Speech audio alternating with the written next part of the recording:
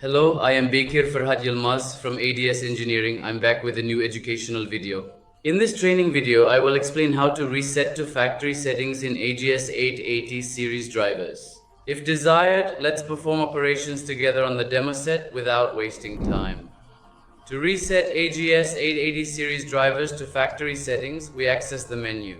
All parameters, complete list provided.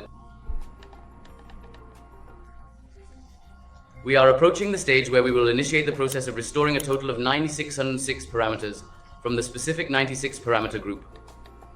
If we mention the command to delete all data from this specific location, our driver will automatically reset and restore all settings to their original factory defaults, erasing any customized configurations or modifications that may have been made.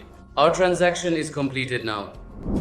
In this training video, we examined how to reset to factory settings in AGS8080 series drivers. Contact us for queries. Thank you for your interest in watching. Reach out.